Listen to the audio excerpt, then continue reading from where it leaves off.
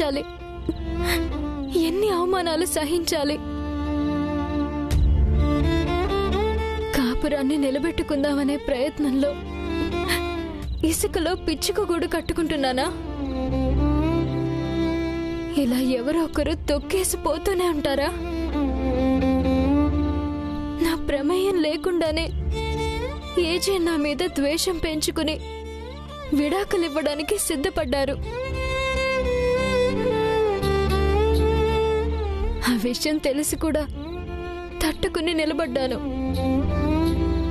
ధైర్యం తెచ్చుకుని మళ్ళీ ఏజేలో మార్పు కోసం ప్రయత్నం చేస్తున్నాను. పక్షి ఒక్కో పుల్లా ఏరి తెచ్చుకుని గూడు కట్టుకుంటున్నట్టు నేను చేసే ప్రతి ప్రయత్నంలోనూ ఏదో ఒక ఆటంకం ఎదురవుతూనే ఉంది. ఎందుకు? ఏజేకి నువ్వు తప్ప ప్రపంచంలో ఇంకెవ్వరూ నచ్చరా? లేదు, అందరినీ బాగానే చూసుకుంటారు, నన్నే వేరుగా చూస్తారు, శత్రువులా చూస్తారు. ఇవాళ నన్ను ఒక దొంగలా చూశారు. ఎవరో గనక ఆ డబ్బు తిరిగి తెచ్చివ్వకపోతే ఏజే దృష్టిలో నేనేమైపోయేదాన్ని?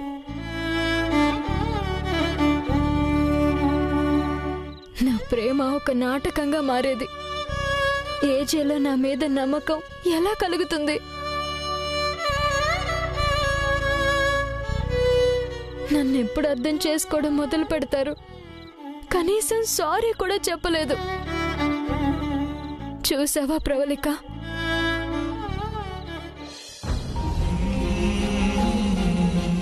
ఇవేమి చిన్నపిల్లలు పిచ్చి గీతలు గీసుకునే పిచ్చి పేపర్సో, డస్ట్బిన్ అడుగును వేసే చెత్త పేపర్సో కాదు. నువ్వు మారవా? లైఫ్లో నీ ప్రవర్తన మార్చుకోవా? బుద్ధుందా నీకు? ఆ మాత్రం జాగ్రత్తగా పెట్టవు రాదా?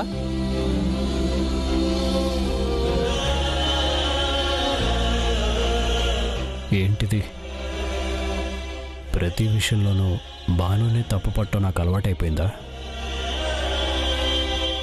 ఎందుకింత తొందరపడి బానుని అపార్థం చేసుకుంటున్నాను? నా వివేకం అంతా ఏమైపోతుంది? ఒక నిర్దోషిని దొంగ అంటే, అది కూడా ఇంటి సభ్యులందరి ముందు దోషం చేసి నిలబెడితే ఎంత అవమానంగా ఉంటుంది. అనవసరంగా భానుని బాధ పెట్టాను. సారీ చెప్పేదాకా నాకు ఈ గిల్టీ ఫీలింగ్ పోయేటట్లేదు.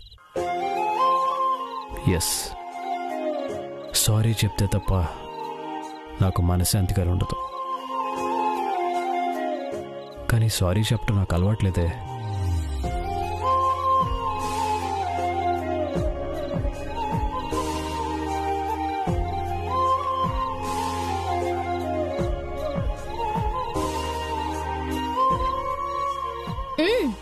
చెప్పండి, ఏం చెప్తారో ఎలా చెప్తారో చెప్పండి.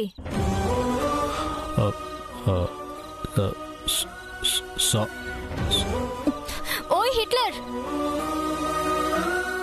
అమాయకురాల్ని దొంగని చేయడం అంత ఈజీ కాదు. సారీ చెప్పే అలవాటు తమరికి లేదు కదా. చెప్పండి, చూస్తా.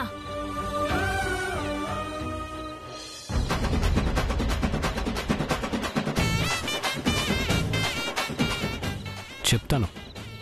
ఇదేమన్నా పలకలేని టంగ్ ట్విస్టరా? అద్దానికి కాదు, డైరెక్ట్గానే చెప్తాను.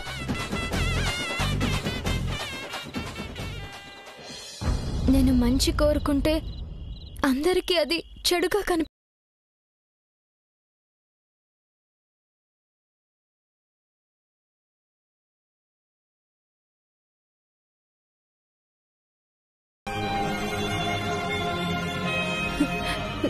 ఏం చేస్తే ఆ మనిషికి మంచిగానే కనిపిస్తుంది? భాను బేకారిలా కాకుండా ప్రవళిక మీదున్నంత ప్రేమ, భక్తి, నమ్మకం అంత కాకపోయినా ఓ 50% భాను మీద కనబడాలంటే నేనేం చేయాలో తెలియడం లేదు. అసలు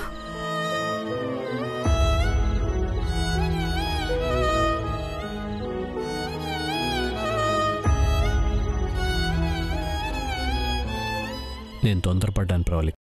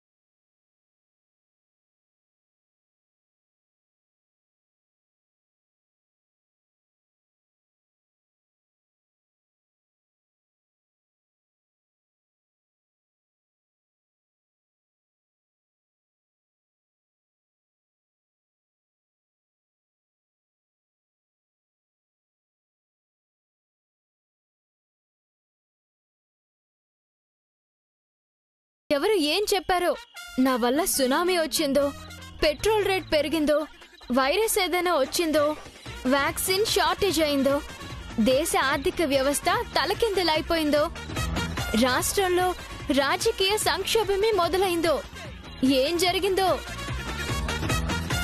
మళ్ళీ తిట్టడానికి ఏజీ గారు వచ్చారు.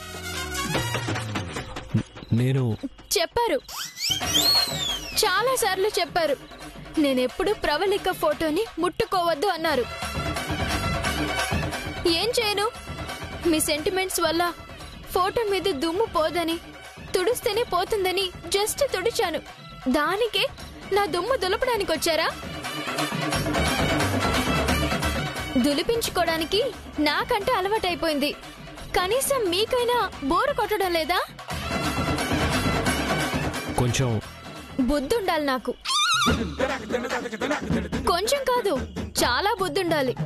లేకపోతే రోజు మీకు తిట్టే స్కోప్ నేనెందుకు ఇస్తాను? ఇలాంటి మంచి పనులు చేస్తే మీ దృష్టిలో అవన్నీ తప్పులుగానే కనిపిస్తాయని తెలిసినా చేస్తాను. నా తలరా తింటే ఎవరో సడన్ గా మారిపోయి ₹1,00,000 చెప్పకుండా తీసి మా వాళ్ళకిచ్చినా అది బేకారీ చేసిన దొంగతనమే అవుతుంది. ఈ సంఘటనలో ఇంకా మీరు తిట్టాల్సిన తిట్లేమైనా బాకీ ఉన్నాయా స్వామి? చూప్, నేను చెప్పేది కొంచెం వినను. ఏం చెప్తారు? ఎంతలో ఉండాలో అంతలోనే ఉండు అంటారు. ఇప్పుడు నా బ్రతుకు అంతలోనే కాకపోతే ఎంతలో ఉందని? మీరు గీసే సరిహద్దులు, వాటి తాలూకు నియమ నిబంధనలు, శాసనాలు మళ్ళీ వినేంత ఓపిక నాకు లేదు. దొంగ అన్నారు, అంతకన్నా పీక్స్ లో పీకడానికి ఏం క్లాస్ ఉంది? నేను వెళ్తాను. బాను, నేను చెప్పేది విను.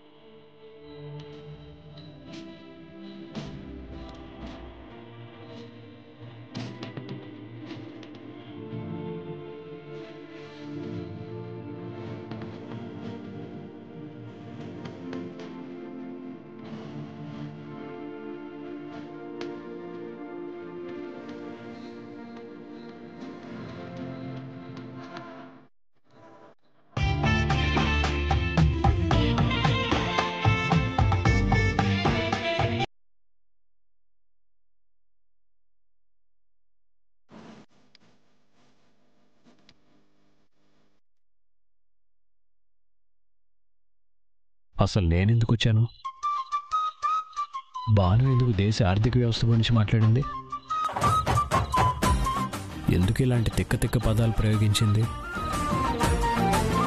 అసలే నేను సారీ చెప్పడం రాక ఇబ్బంది పడుతూ ఉంటే నా కన్ఫ్యూజన్కి తోడు ఇలా లొడ వాగేసి వెళ్ళిపోయిందేంటి? ఇప్పుడు సారీ ఎలా చెప్పాలి?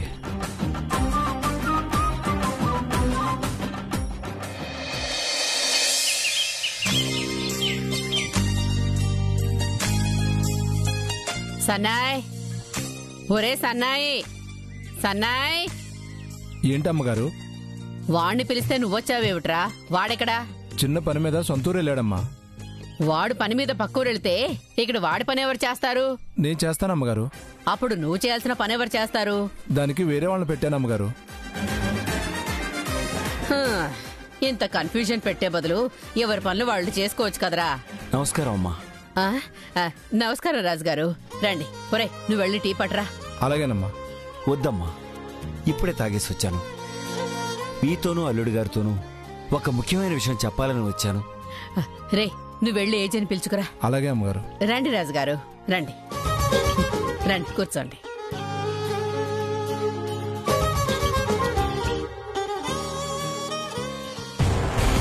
ఇప్పుడు ఈయనెందుకు వచ్చాడంటావక్క? ఇలాంటి లో క్లాస్ వాళ్ళు మనలాంటి హై క్లాస్ వాళ్ళ ఇళ్ళకి తరచూ వస్తూ పోతూ ఉంటే మార్కెట్లో గుర్తింపు వచ్చి అప్పు ఈజీగా పుడుతుంది. అందుకే చీటికి మాటికి ఈ సంత మన ఇంటి మీదకి వస్తుంది.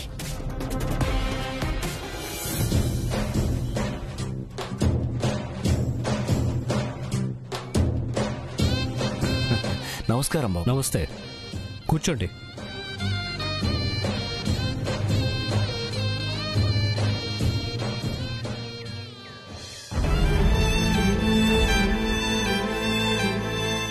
భానుని తలుచుకుంటే గుండెల్లో భారం పెరిగిపోతుంది.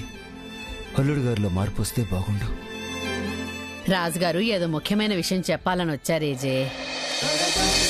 ఏజే వచ్చాడుగా, చెప్పండి, ఏమిటా విశేషం? ఏమీ లేదు బాబు, మీ పుణ్యం అని సంబంధం ఖాయమైంది. అంజలి నిశ్చితార్థం కూడా జరిగిపోయింది. ఇప్పుడు కుదింపు కావుళ్ళు తీసుకెడుతున్నాం. మాకింకెవరున్నారు మీరు తప్ప.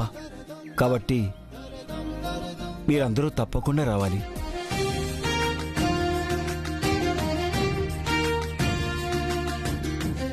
వీళ్ళ వాలకం చూస్తుంటే పెళ్లి పందిళ్ళు కూడా ఏజేతోనే వేయించేలా ఉన్నారక్క. అంజలి పెళ్లికి సంబంధించిన ప్రతి తంతు మేమంతా లేకుండా ఎలా జరుగుతుంది? తప్పకుండా వస్తాం. ఇదేంటక్క, ఏజే తప్పకుండా వస్తామంటున్నారు? ఈ ఫ్యామిలీ మొత్తం కలిసి ఏజేని ఏదో మాయ చేశారక్క. వాళ్ళు ఏదడిగినా ఏజే కాదనడం లేదు. ఏజే ఏ క్షణంలో ఎలా ఉంటారో, ఏ విషయంలో ఎలా రియాక్ట్ అవుతారో అందరికన్నా నాకే బాగా తెలుసు. అలాంటిది భాను ఫ్యామిలీ విషయానికి వచ్చేసరికి నా అంచనాలు కూడా తారుమారవుతున్నాయి.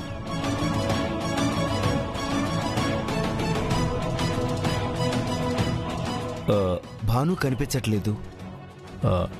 లోపలేదో పనిలో ఉన్నట్టుందిలేండి. ఒకసారి పిలిస్తే అమ్మాయి కూడా ఒక మాట చెప్పి వెళ్తాను. ఇప్పుడు నేను పిలవటానికి వెళ్తే ఏం హడావుడి చేస్తుందో. ఇబ్బంది అయితే వద్దులేండి. అమ్మాయికి చెప్పండి, నేను బయలుదేరుతాను. అయ్యో, ఇందులో ఇబ్బంది ఏముందండి? ఇంత దాకా వచ్చి కూతుర్ని కలవకుండా వెళ్తారా? ఉండండి, నేను వెళ్ళి పిలుచుకొస్తాను. జయమా, నేను వెళ్ళి పిలుచుకొస్తాను. కూర్చోండి. కూర్చోండి.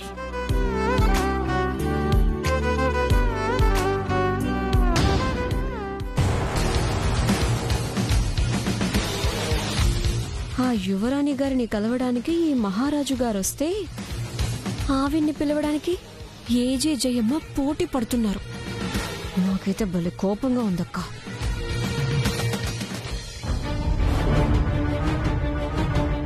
మీ అమ్మగారు వచ్చి డబ్బు సాయం అడిగినట్టున్నారు కదా? పుట్టింటికి పంపించేసిందేమో. చెప్పకుండా ఇలాంటి పని చేస్తేనే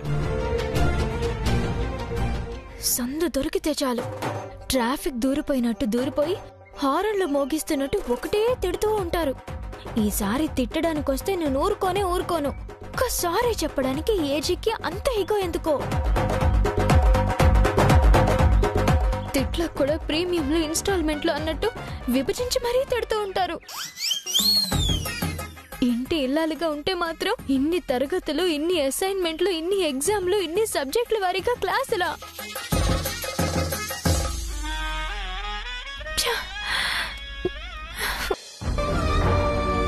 పాపం ఇంకా ఫీల్ అవుతూనే ఉన్నట్టుంది. బాను,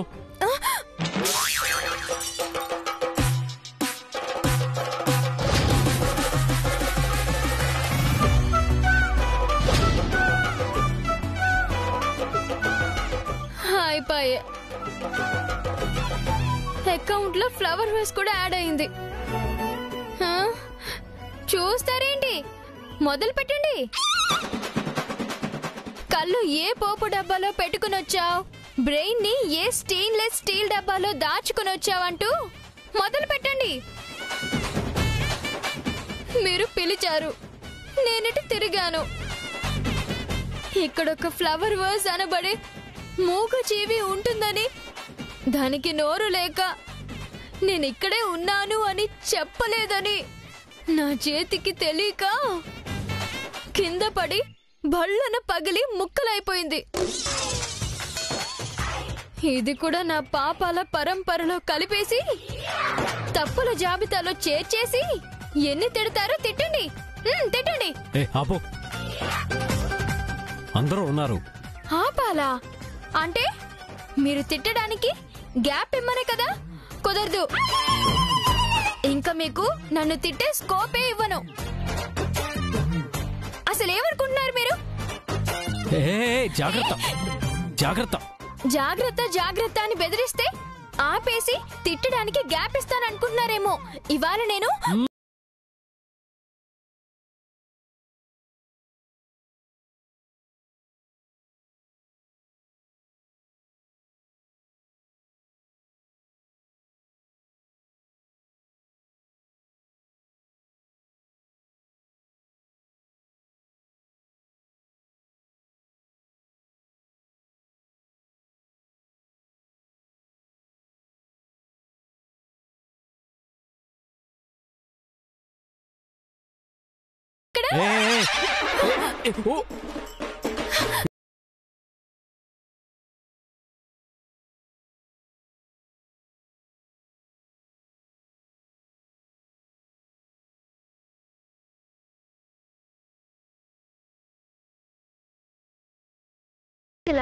నేను ఒకసారి తిట్టాను, నువ్వు నేను కనపడినప్పుడల్లా కడిగి పారేస్తున్నావు.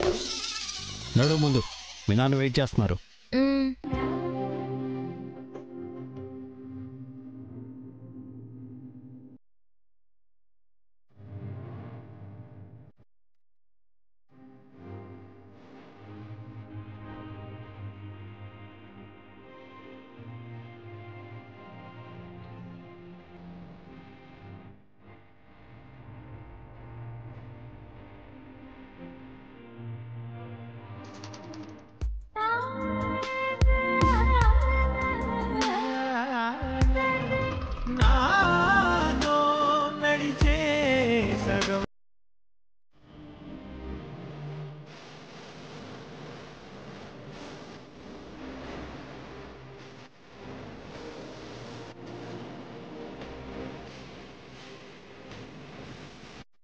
ఈ ఇద్దరిని ఇలా చూస్తుంటే ఈ క్షణం ఆనందం కలిగినా, ఇంకొద్ది రోజుల్లో మీరిద్దరూ విడిపోబోతున్నారన్న విషయం గుర్తుకొస్తే ఈ తండ్రి గుండె తట్టుకోలేకపోతుందమ్మా.